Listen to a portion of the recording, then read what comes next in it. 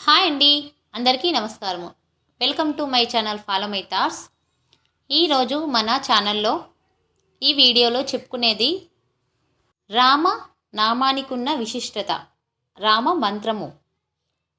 ఏంటంటే మన హిందువులకు ఉన్న 7 కోట్ల మహామంత్రాలలో 2 అక్షరాల రామ మంత్రానికి ఉన్న విశిష్టత మరి ఏ మంత్రానికి లేదు. ఈ రామనామం అనేది అత్యంత శక్తివంతమైనదండి. ఒకసారి ఈ రామ మంత్రాన్ని మనం జపించుకుందాం.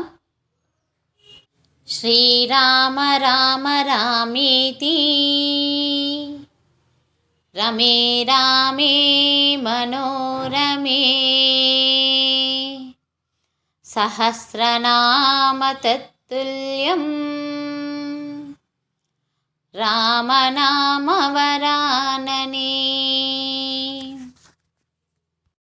శ్రీరామ రామ రామేతి అంటే రామ రామ రామ అని 3 సార్లు పలికితే, అలాగే రమే రామే మనోరమే రామనామాన్ని మన మనస్సులో భక్తితో స్మరిస్తే, అలాగే సహస్రనామ తత్తుల్యం అంటే 1000 నామాలు పారాయణం చేసిన ఫలితం వస్తుంది.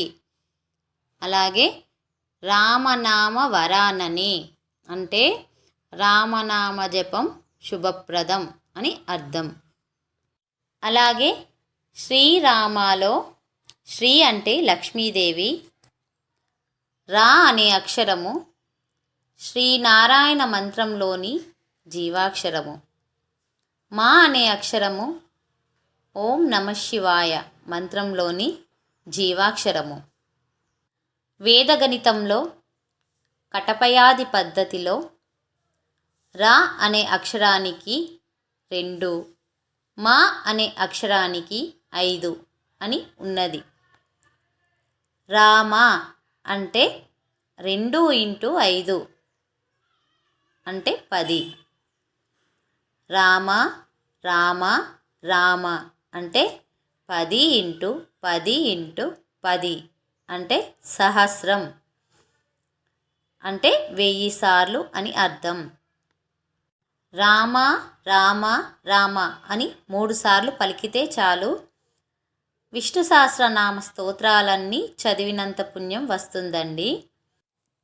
ఈ రామనామాన్ని తారక మంత్రం అని కూడా అంటారు. ఈ రామనామం అత్యంత శక్తివంతమైనది. ఈ రామనామాన్ని ఉచ్చరించడం వలన జన్మతః కిరాతకుడు అయిన ఓ బోయవాడు వాల్మీకి మహర్షిగా అవతరించి గొప్ప కార్యాన్ని రాసేంత స్థాయికి చేరుకోగలిగాడు. అందుకే రాముడి కన్నా రామనామం గొప్పది అంటారు. ఈ రామనామాన్ని జపించడం వలన అన్ని సమస్యలు దూరమైపోతాయి. మరొకసారి ఈ మహామంత్రాన్ని మనం జపించుకుందామండి. శ్రీరామ రామ రామేతి రమే రామే మనోరమే సహస్రనామ తత్తుల్యం రామనామవరాననే.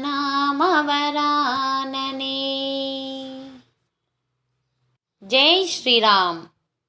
ఈ వీడియో మీకు నచ్చినట్లయితే please like, share and subscribe. Thank you.